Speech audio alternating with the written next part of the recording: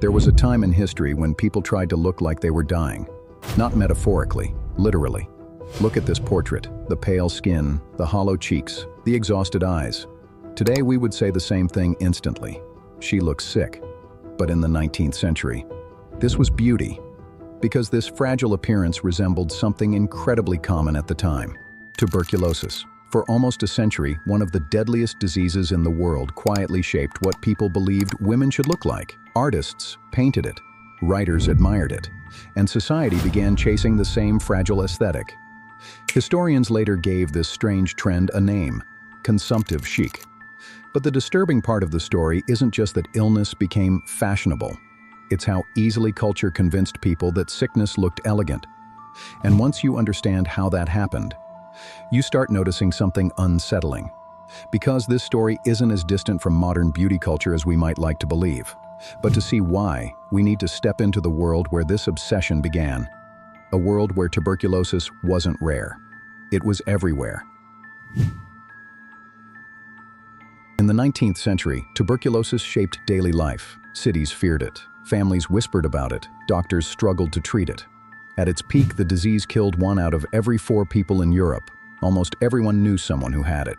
But tuberculosis didn't kill quickly. That was part of the problem. It worked slowly, over months, sometimes years. The body changed as the disease progressed. Skin lost its color. The face grew thinner. Cheeks hollowed.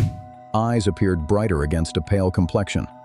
It created a very specific appearance, one Victorian culture already admired: fragility, delicacy, refinement. At first, this connection was accidental. But accidents rarely stay accidental for long, because artists began noticing the look. And once artists started painting it, society began seeing it differently.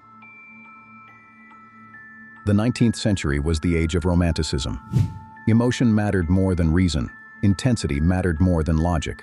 And nothing seemed more emotionally powerful than a beautiful life fading away too soon. Tuberculosis fit that story perfectly. Many famous artists died from it. Poet John Keats, composer Frédéric Chopin, members of the Brontë family. Their deaths shaped the cultural imagination of the era.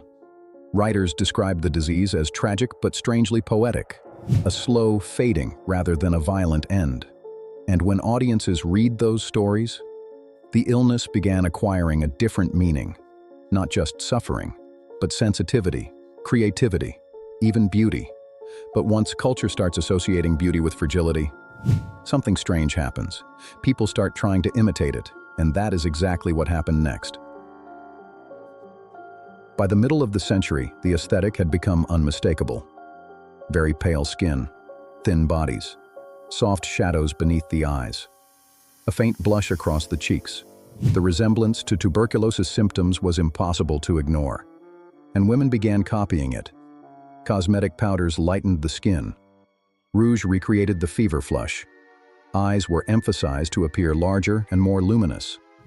The goal wasn't to appear ill, it was to appear delicately fragile. Painters reinforced the aesthetic. Fashion magazines spread it further, and soon the consumptive look became aspirational. But there was one problem. Behind the paintings and poetry, the real disease looked nothing like elegance, and eventually, the illusion began to crack. Tuberculosis is caused by a bacterium called Mycobacterium tuberculosis, but Victorian doctors didn't know that yet. They only saw the symptoms: persistent coughing, fatigue, night sweats, weight loss. In later stages, blood. Patients were often sent to sanatoriums where fresh air and rest were believed to help. Some recovered, many didn't. Families watched loved ones slowly weaken. And yet, outside those rooms, the aesthetic of the disease continued spreading through art and fashion. Which raises a strange question. How could society admire the appearance of an illness while people were actively dying from it? The answer arrived in 1882, and it changed everything. In 1882, a German scientist named Robert Koch made a discovery that reshaped medicine. Looking through a microscope, he identified the bacterium responsible for tuberculosis. For the first time, the disease had a clear cause. It wasn't poetic. It wasn't mysterious. It was contagious. That realization shattered the romantic illusion almost overnight. Tuberculosis stopped looking elegant. It started looking dangerous. Public health campaigns began, sanitation improved, medical research accelerated, and gradually the aesthetic associated with the disease faded from fashion. But the visual language tuberculosis created didn't disappear completely, because culture rarely forgets its symbols. Consumptive chic eventually faded. Medicine advanced. Tuberculosis became treatable, and the romantic myth surrounding the disease slowly disappeared. But the aesthetic it created left a mark: thinness, fragility, pale elegance. These visual ideas continued appearing in fashion long after the disease itself declined.